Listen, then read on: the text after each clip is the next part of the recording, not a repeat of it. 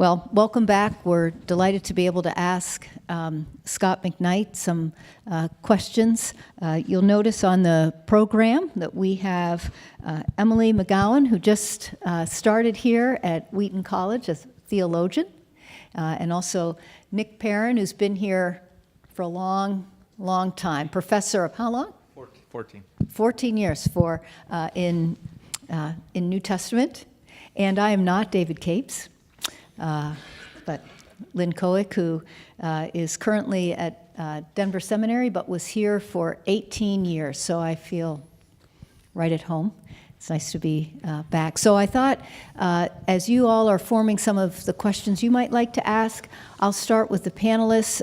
Emily, do you have some comments or questions you'd like to ask Scott? Thank you for your paper. I was really interested in your use of Certeau, tactics and strategies.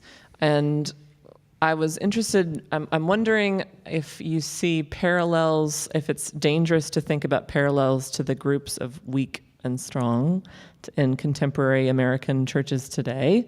Let's start there, and then I may follow up on that. I think I understand what you're asking. I would say that at one level, the weak would have claimed privilege, status, strategy. At another level, because they knew themselves as disempowered, having left Rome, I believe in that social context, they would have had to use tactics.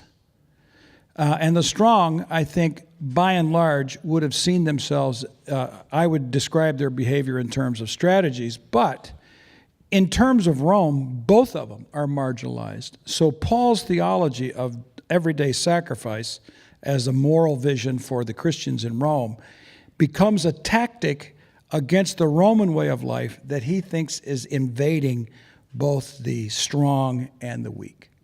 So then I wonder, do you think that Christians today, as we think about putting this into practice, do we need to first be able to have a clear vision of what the Roman way of life is that is invading our churches in order to then exercise these everyday sacrifices against it? Or is this more muddy? Can we see clearly what those strategies are at work? Or do you understand what I'm saying? Yeah. Do we have to recognize that in order to work against it subversively? I believe that American evangelicalism, which I take Wheaton to be a mild representative of, okay, is unconscious of the reality of the world, sin, and flesh in our culture. Now, I grew up in American fundamentalism, and the one thing we recognized was the world. It was Presbyterians and Episcopalians and Methodists and everybody who wasn't Baptist in the conservative Baptist fellowship, whatever it was. It wasn't a denomination, of course. And we knew the world. And I am grateful for a fundamentalist past recognition of worldliness in the world. And Stanley Hauerwas has made the argument with Will Willimon a number of times that the purpose of the church is to make the church show the world its worldliness.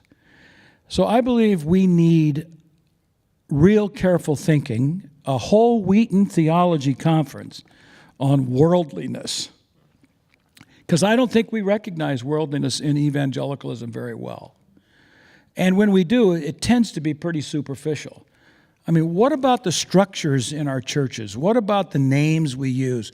What about the desire we have for power in American government? Is this worldliness? So I think we need to ask these questions. Is not our racial and ethnic divisiveness in our culture an indictment of the church's incapacity to recognize worldliness at work in the church and our need to become siblings with one another in such a way that we break down ethnic and racial divisions and economic and educational, et cetera? So yes, I think the weak and strong works at several levels. It becomes a thick reading. It's not simply that the strong Gentiles are imposing and coercing the weak Jewish believers. They're both at one another's throat. Both of them want power, and both of them are using the ways of Rome. So, all right, that's a long answer. Were either one of them right? Were they both right? Because I can imagine sometimes people thinking, it's not that I want power, but I just want to do God's will in the church. Paul would say he was right. That's the privilege of the one who writes the story, controls the glory. That's what Paul has. But Lynn, one of the most fascinating things of Romans 14 to 15, 14:1 through 15:13, is if you try to put together what Paul is saying, it's pretty tough. How he wants them to live. And I think that ambiguity is the right way. It's experimental. It is not going to be reducible to a rule. It's not like he says, Jews, believers, you can't observe kosher. He says, yeah, and maybe not sometimes. And that is not at all conducive to a strict Jewish observance. So he relativizes some Jewish law, or at least halakot. And he says, we who are strong, and that can be taken that Paul thought he was one of the strong, so we should move in the direction of the strong. But if it is, it's a disempowering of the powerful, and the dunatoi have to become adunatoi to be really following Jesus. So, if you say, what are the 5 principles of the Christian life from Romans 14 to 15, you'll be lucky to find 2 that can actually work it out. And I read Romans 14 to 15 often thinking, I have no idea how he thinks this should actually work out. And that ambiguity, I think, is part of his strategy, tactic. Yes, and I think that's where the power of your argument is, and which is why I kind of worded it about, what about if I just want to be right? Because what I hear you saying is that it's not, that there is a rightness and there is a wrongness, but it's related to one's relationship to Christ and dying, as you said, dying to self to serve others. Yes, and it's David Harrell has a book right out here on this Erdman's table on the making of Christian morality, and he examines the morality or the ethics of Paul, especially in 1 Corinthians. And one of the fundamental principles of Paul is it has to be other-oriented. So when you say to me, if I do this, how will that impact that person? You're asking a Pauline ethical question. The answer to that is not do this, but what will happen to that person? You cannot destroy a person for whom Christ has died. That's tough life. Yes.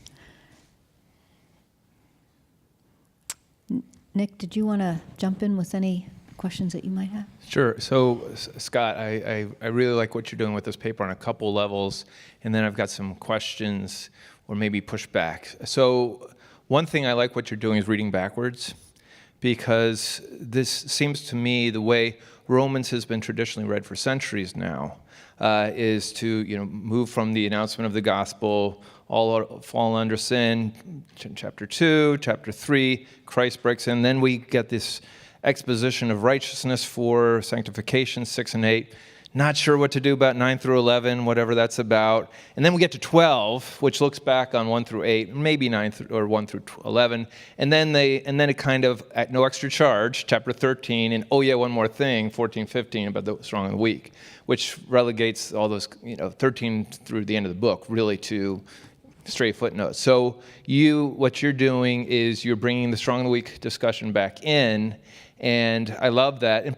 But I think what you've also put your finger on is shown how the linear way of reading Romans sequentially actually reinforces privilege and power base.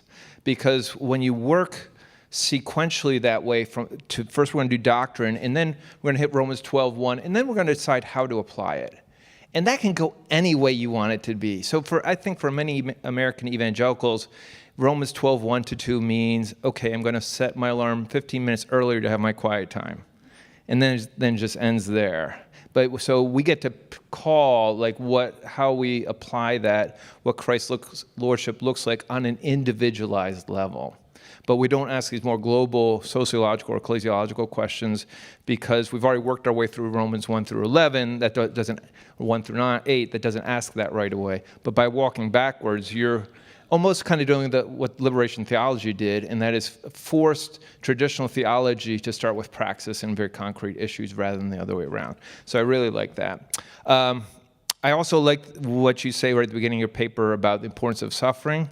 So for some reason, for centuries, the way we read Romans seems to skirt the issue of suffering, which is right there in Romans chapter 8.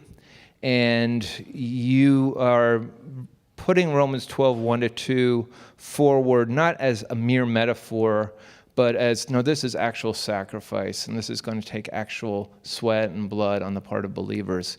So I think the suffering piece is important, and that's been underrated, and we need to retrieve that. And I say as much of two books that I've written, one over there and one over there. You can buy them, you can read them, whatever. No extra charge. All right, so I had to meet you on that one. I didn't ask people to read them, though, just buy them. Just buy them, okay. So actually, Lynn asked me to talk about the whole priesthood thing. So in the Jesus the Priest book, I make pretty much the same argument you're making about how suffering is so integral to our Christology and both our ecclesiology. Now, here's a question, and I don't know if this is pushback or what, but Romans chapter 8, in the context of suffering, we have this whole business about, at the end of the chapter, what shall separate us from the love of Christ? Shall sword? We are like sheep to be slaughtered. Sacrificial language. Seems to me part of what's going on in Romans 8 is allusions to the Roman Imperium. I know you're saying Rome's kind of in the background. I wonder if it's more in the background than you grant, because if the Roman Imperium is in the background in a strong way in Romans chapter 8, doesn't that in a sense make sense of Romans 12:1, telling the Roman Christians, look, you have to have a united front versus the kind of reigning imperial ideology out there, because if you don't, they're going to eat you for lunch, right? And so it's really important, weak and strong, for you to get your act together, to be one body, Romans 12:4-5, to be sacrificed, so that you can face the outside world.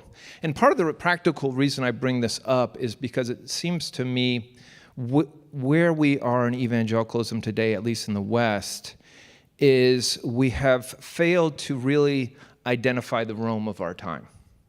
And we have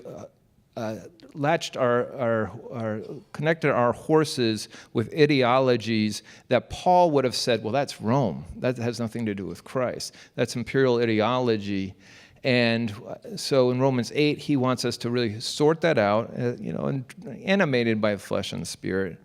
And so isn't part of the sacrifice of the weak and strong coming together and as a kind of one body, one cultic space, one priesthood, saying we are willing to die at the Roman sword for what we believe, and that's going to be the witness to the world.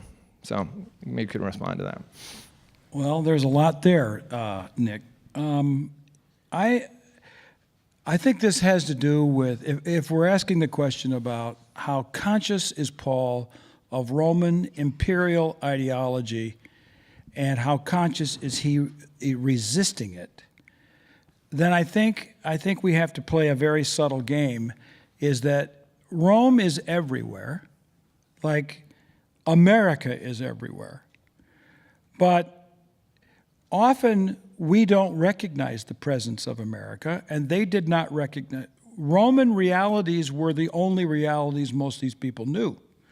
So how conscious is Paul in his subversion of Roman imperial ideology is a little different than how conscious he is of ethical actions, power actions, invading the church that he thinks are wrong. I think he's conscious of that. I'm nervous about about empire criticism in New Testament scholarship, which arose during the Bush era and declined during the Obama era, and is now back on the stage in the Trump era, which shows that it's as much politically demanded as it is actually historically, exegetically defined. So I get nervous about seeing too much imperial conscious resistance. Everything about Rome that is contrary to the gospel, Paul was against. I agree with that. So I'm not sure I would see. I'm not sure where you're going with imperial ideology in Romans 8 in explicit statements. Well, I guess my question is, when we're talking about sacrifice, who's sacrificing and under what circumstances and for what cause? So maybe that'd be helpful for you to talk about. So we can talk about sacrifice as a vague concept, but what exactly would it would have looked like in Rome? What's exactly is Paul calling people to do? Okay. The number one thing Paul is calling the Roman Christians to do, this doesn't sound very profound, is to eat with one another. Seems so simple. But that's his imperative in Romans 14. Welcome one another. This Greek word refers to receiving one another at the table and don't argue about things. And this was a massive challenge to the strong and the weak. The dunatoi and the adunatoi, eating with one another as siblings was huge. It is also a massive act in our culture today when we invite people who are unlike us and against us to eat with us and to spend time with us, coffee or other Wheaton non-libations. Although I think those libations have shifted with the halakhic shifts in the new rabbis. So this is where we get to know one another. And this is where our resistance to one another breaks down. And I also think praying for one another, although Paul doesn't say that. He should have. Is that? I think that's the sacrifice. Yeah, and I guess what I would want to do, I see that, but I guess what I want to do is, think about what's going on in Rome. You had the Edict of Claudius, which you mentioned, and within 10 years of Paul's writing of Romans, the Roman Christians are being, hung and imprisoned and tortured. That just didn't happen overnight. So the Roman Christians are already being socialized, already being persecuted for their non-allegiance to Roman imperial religion, I would argue. And so there's a cost for that, whether to play the games of the society or not. Again, to me, it's very practical because the evangelical church today in the West is at a place where we have to decide, are we going to play by society's rules and society's notions of power, or are we going to resist that, and then will we pay the sacrificial price? Well, I guess you and I as New Testament people can go on and on. I think Romans is written in the uptick years of Nero, before there's too much opposition. So much so that I believe that it's the Jewish believers in Romans 13, 1-7, who are tempted not to pay taxes and to fight taxes in a sort of zealot tradition. I agree with you. 5 years later, Paul would have written different things in Romans 13. And Romans 12 to 14 to 15, maybe. So, yes, it gets really nasty for the Christians within 7 years of writing this letter. It's a different situation. Could I shift a little bit from the Jew-Gentile to the male-female for a minute? Yeah, I like that. Well, because sometimes I hold my breath when, but not with you, because I know where you go with all your stuff, but sometimes when the weak are asked to sacrifice themselves, it has a different meaning. I hear it as a vulnerability that is greater than maybe your vulnerability might be as a man. And so I didn't hear you saying that by any means, but I'm interested in playing out a little bit how weak and strong might sound as we talk about male and female. And can I just be a little humorous here maybe or not? I don't know. But anyway, when you're talking about eating, I have been, men have said, well, I can't go out and have lunch with you because you're a woman. You might also be a New Testament professor, but you're a woman, and so I will not have lunch in a public place with you. So you're not eating with me. What do I do about that, Scott? You will eat with me. You know we're in the Billy Graham Center, don't you? Well, I didn't want to bring that up, but I thought you could go ahead and do that. Touche. All right. Paul does not use weak and strong language for the register of male and female. And it is noticeable beyond noticeable that in Romans 16, the number of women that Paul elevates is significant in the house churches of Rome. Furthermore, I think you probably agree with me, but if you don't, you'll change your view to my view on this one, I think. And that is, I think it's likely that Phoebe read this letter. Now, if she didn't read it, she told somebody how to read it. And telling people how to read Romans is basically to read Romans, because that's a long piece to read. And she becomes the face of the book of Romans to the Roman house church. So I think that there is an empowerment of women giftedness in the book of Romans that is largely unrecognized, that would be outside the register of weak and strong. I would say that the women to whom Paul mentions in Romans 16 are more than likely people that will escape the criticisms that he's making about the weak and strong in Romans 14 to 15. How'd I do? Either of you have any final? I'm a little just thinking theologically about the relationship that we have as embodied people to the cultures that we find ourselves in. I have to confess that I'm a little skeptical about the possibility of us fully extracting ourselves, right, or fully disentangling ourselves from Rome. So maybe I don't know if that's reformed pessimism about like total depravity, but I'm really skeptical about whether we can fully disentangle ourselves. And I think it's partly that.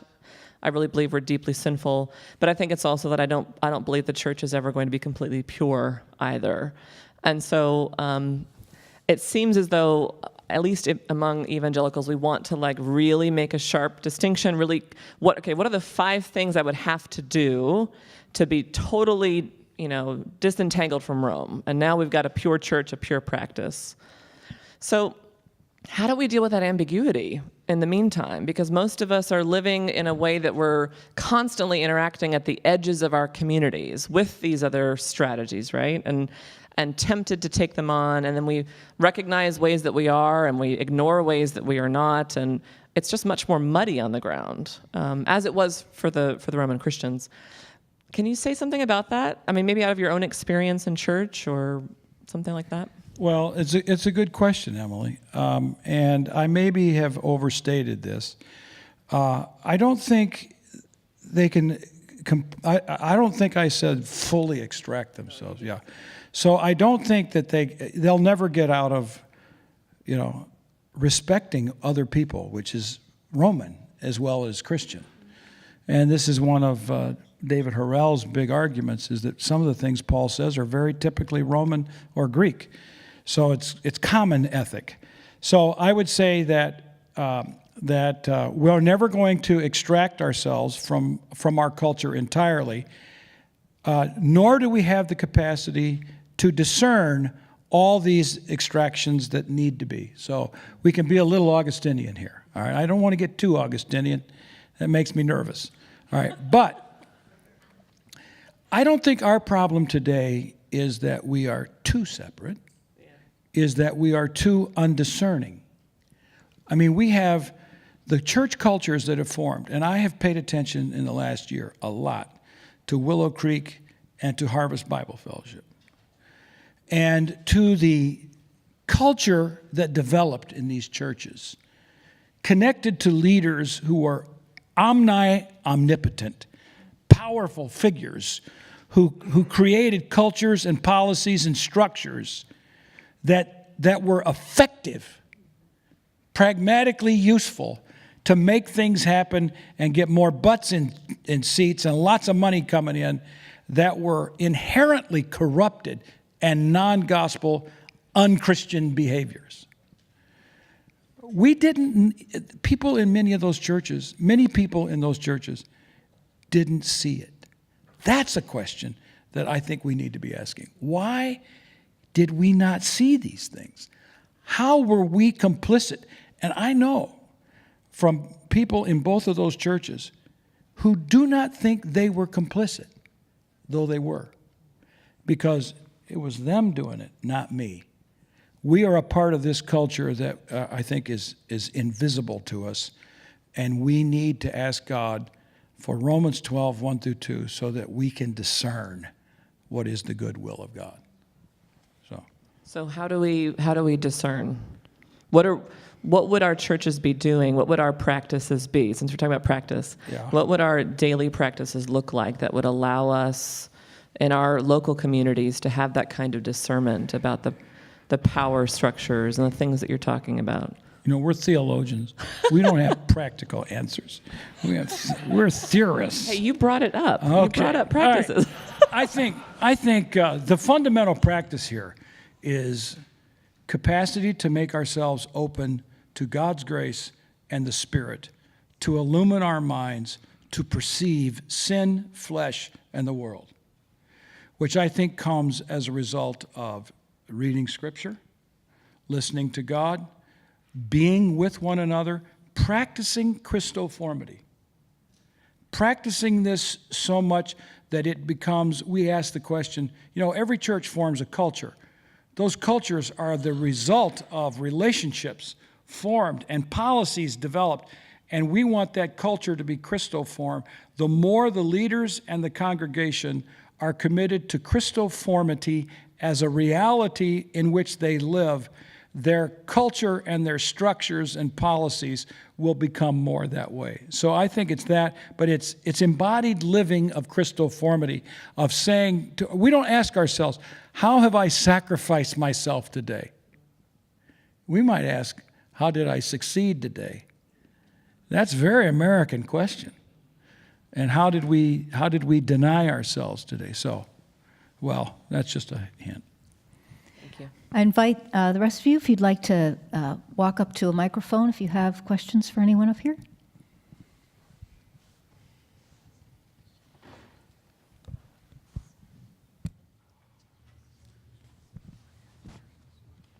Hi, Dr. McKnight. My name is Nathan, and I'm from Sri Lanka.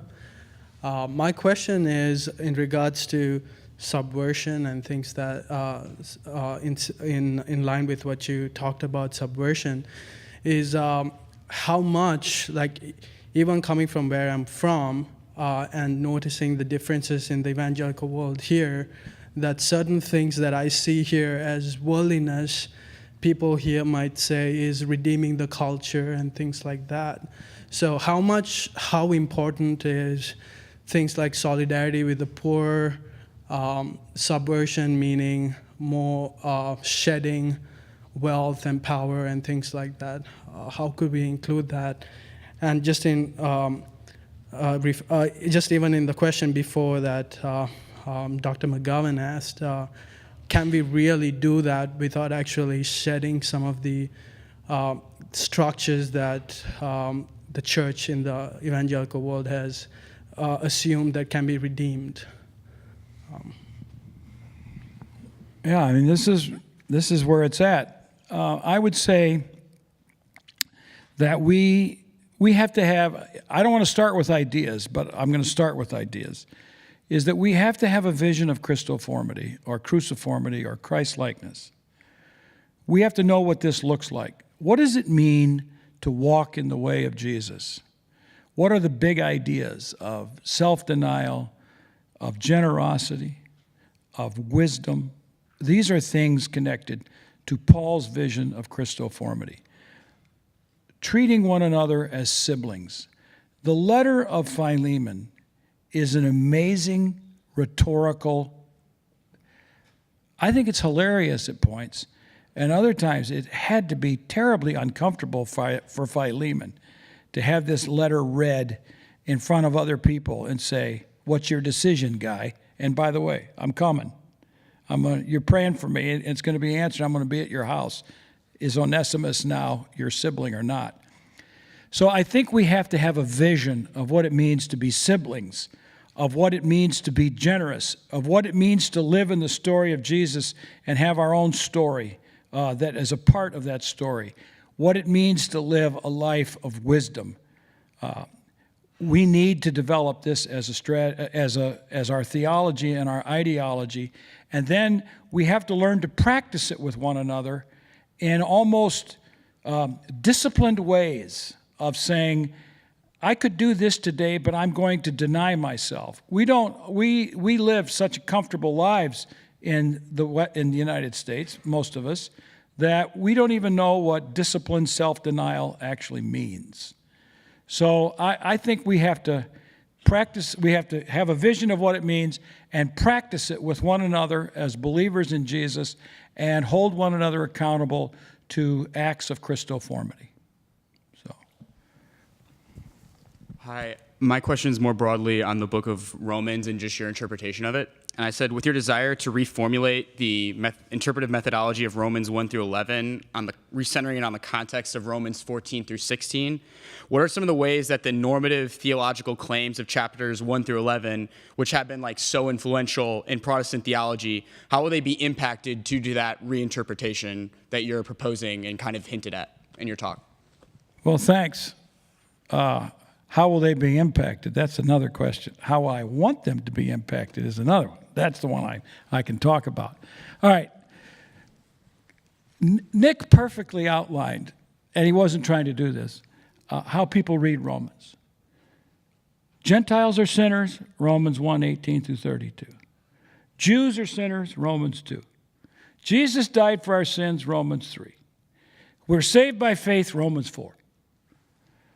Romans 5 through 8, you use 6 through 8. 5 through 8 is the next section. What's this about? All right. In the history of the soteriological reading of Romans, it's about sanctification. And then Romans 9 through 11, well, what to do about this? This becomes a complex issue. It's like the letter's over at the end of 8, and now we got to start all over again. And it's a very complex argument that Ross Wagner at Duke says torturous, the logic of Romans 9 through 11. Then 12 through 16 is practice. Okay, now let me just make some suggestions, but it's a long argument to put together. Romans 12 through 16 highlights the weak and the strong, but there's more to it than just Romans 12 through 16. If you look at Romans 9 through 11, notice this. In chapter 11, verse 10, 11, etc., Paul suddenly says, I speak to you Gentiles now, which is a pretty good indication that he had been talking to Jews prior to this. He's not talking to Gentiles in general, Jews in general. 9:1 through 11:10 is for the weak.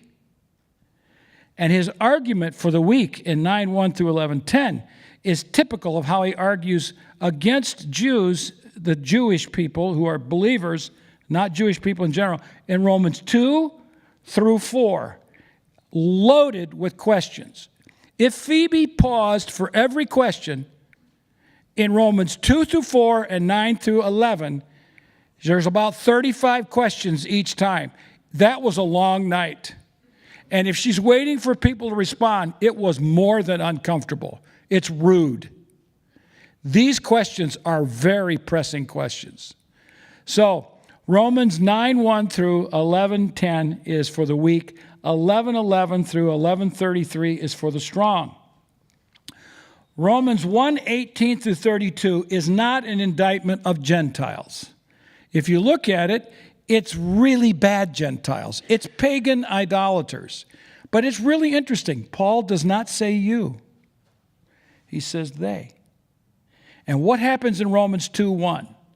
He turns with a vengeance against someone he calls the judge.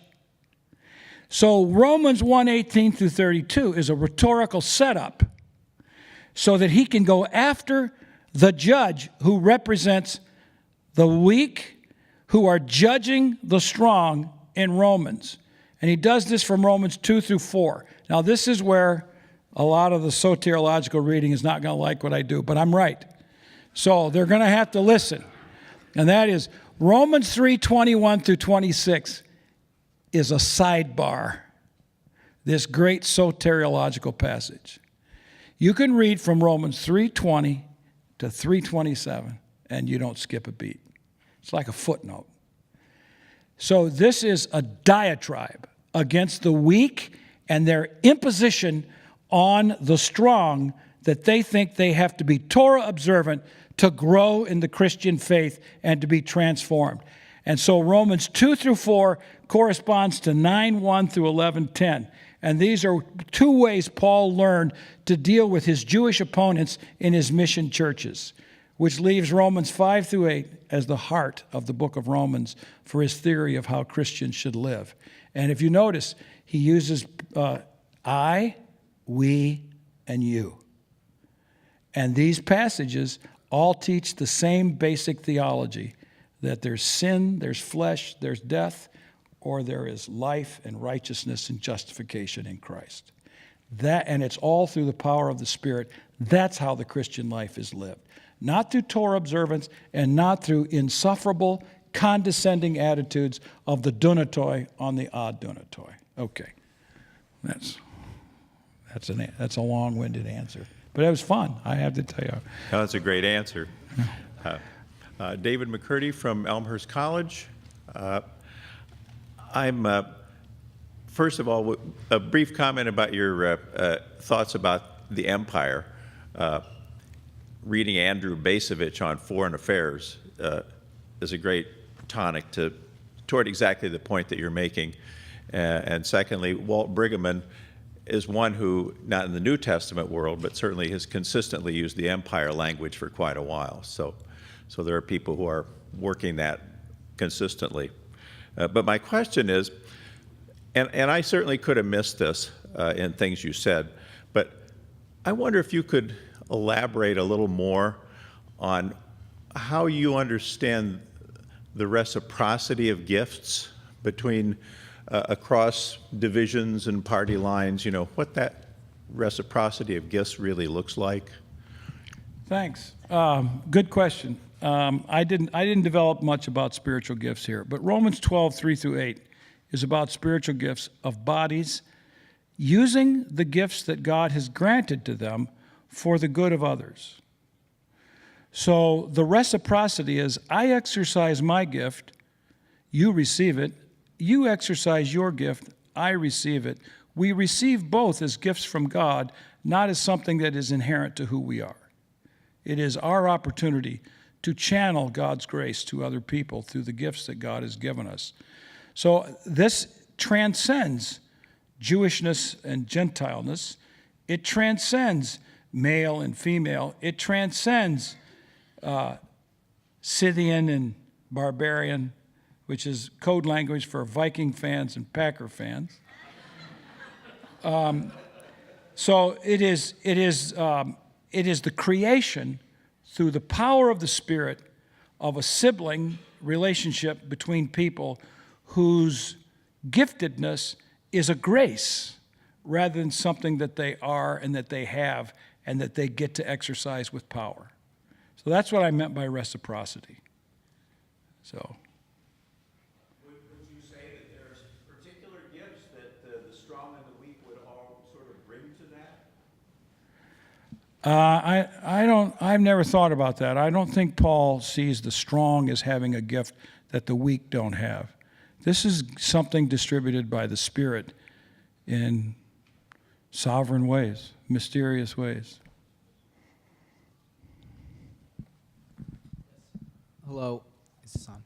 Hello, my name is Gabriel. I'm a junior mathematics major here at Wheaton College, and I wanted to ask about how could I apply those verses, Romans 12, 1 to 2, especially verse 2, to other areas of my life?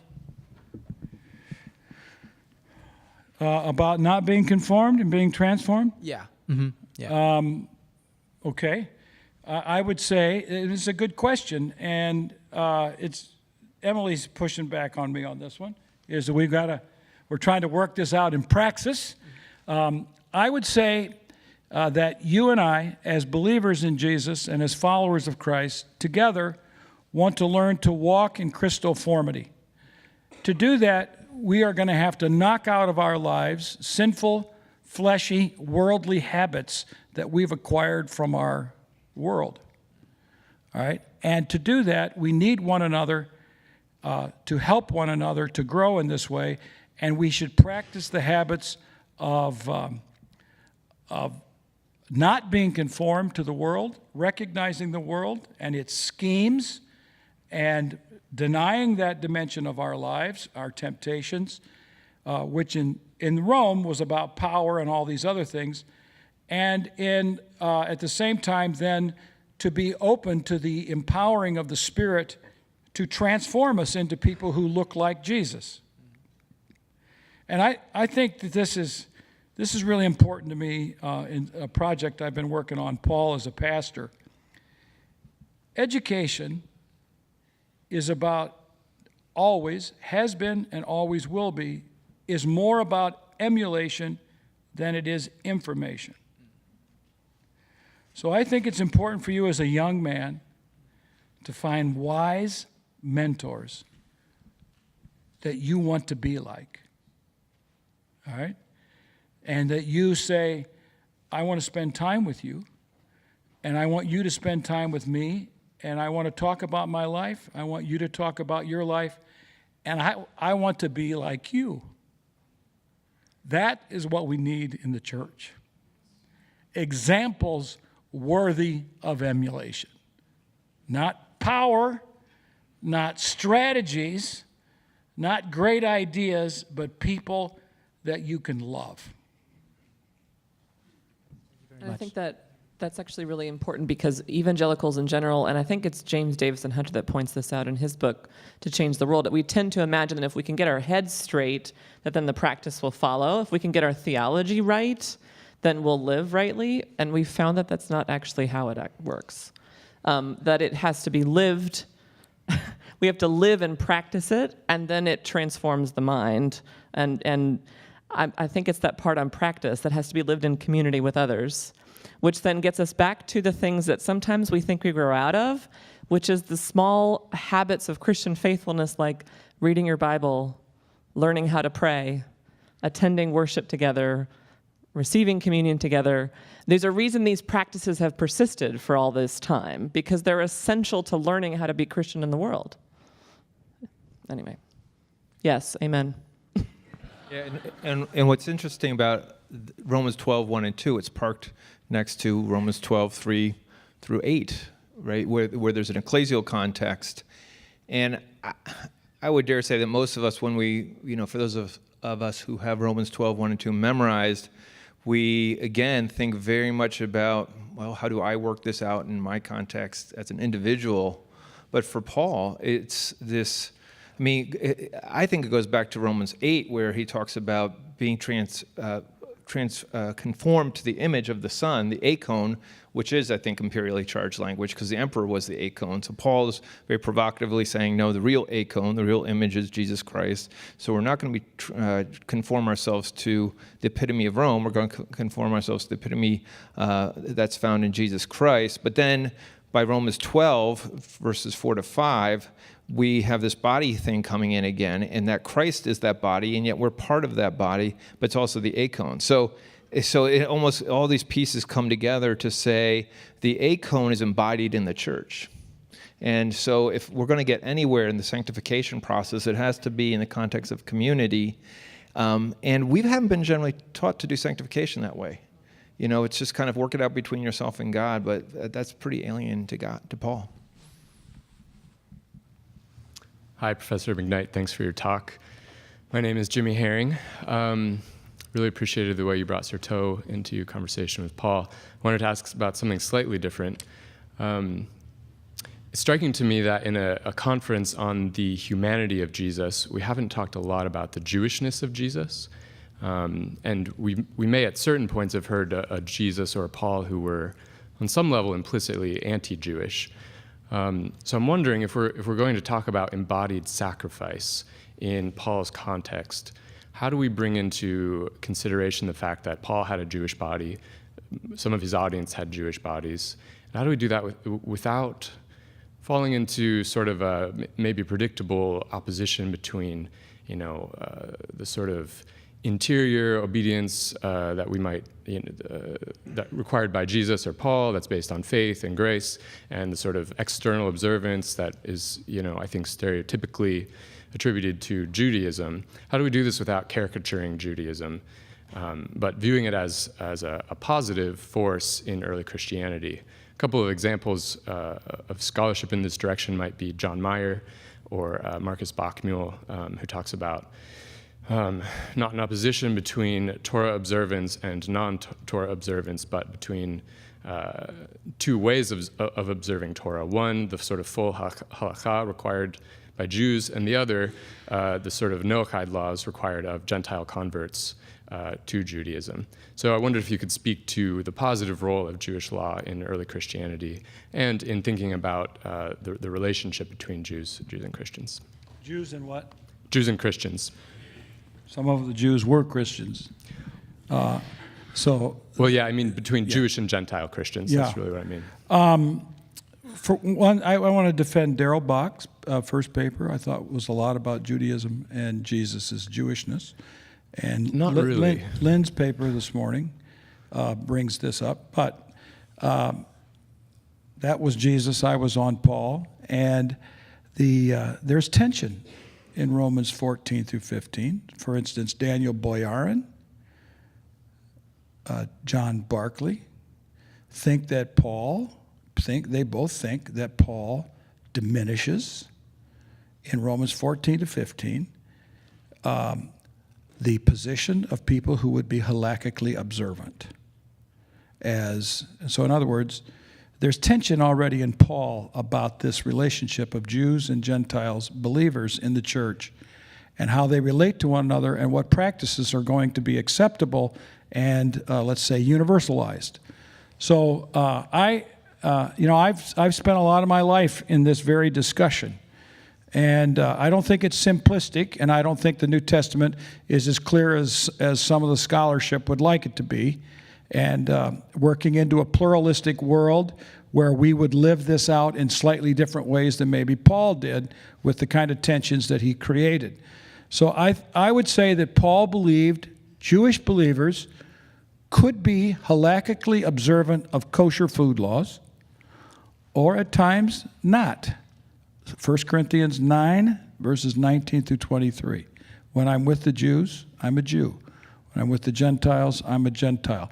So there seems to be a flexibility of Paul that if you're halakhically observant, will be seen as unacceptable or at least imposing. So, and Lynn is really good on this topic, and she's going to save me from a multitude of errors. No, I didn't sign up for that job.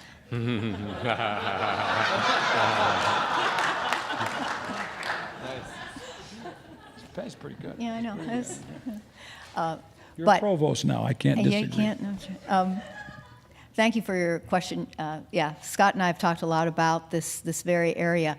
I think another complexity to put in here is the diaspora Jewish experience as opposed to those Jews who live in Jerusalem and in Judea.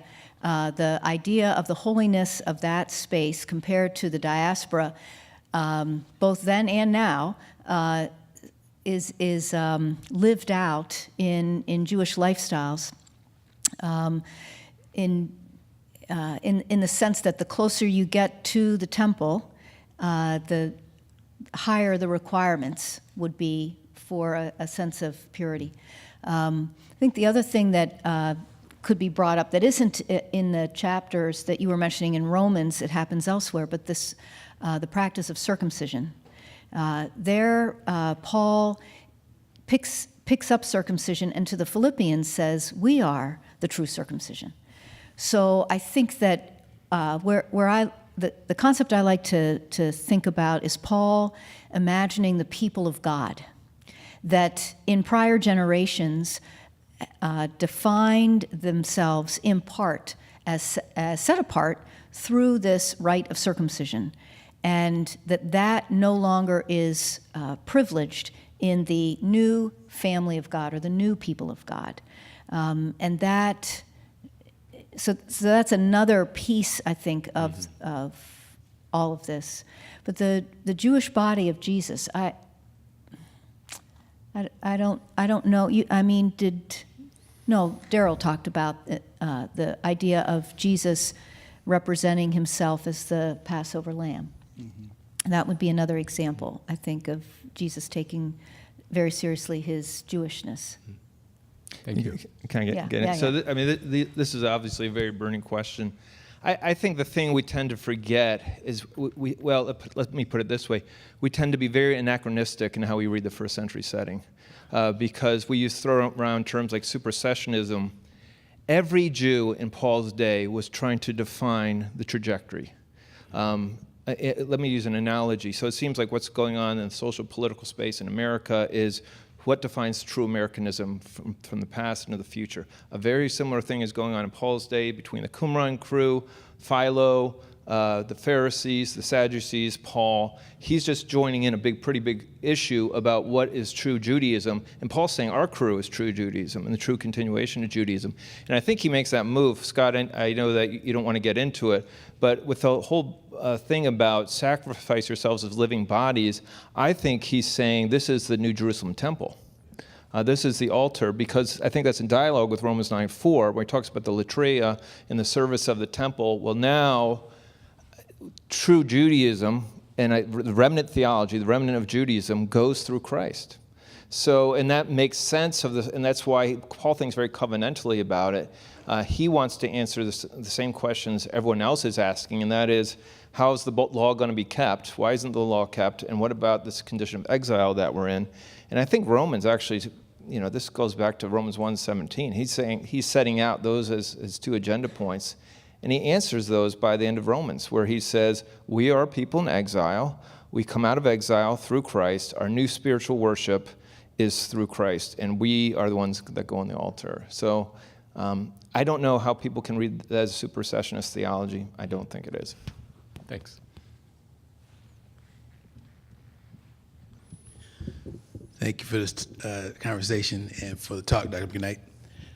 A question to you and to each of you, and I hope this is not too far adrift, but thinking about being not conformed in Paul, and kind of in my mind thinking that Paul is often sort of riffing Christ. And Mark, Mark's the only one that's got this scene where Jesus confesses he's Christ, so they confess he's Christ, and then he talks about his suffering, and Peter rebukes him, and then Jesus rebukes him back. And there's kind of a conflict, I think, of worlds, and I think phroneo is used there like a mindset as a conflict. And then from then on, the disciples seem to be abusing power a lot in the next few chapters. Have any of you ever written or commented, or you have comment on connections of kind of breaking out of worldliness in light of that Peter, Jesus, and the 12 and Jesus sort of conflict of worldview? That question Well, making yeah, sense? I mean, ta tu theou, the things of God versus the things of man. Right, yeah. That's clearly, Jesus thinks what Peter sees in Jesus is an opportunity it looks like an opportunity to seize control of Israel. And Peter can't imagine a Messiah being crucified or dying. So he says, no, Jesus, that's not what we have in mind at all. And the Bible doesn't either.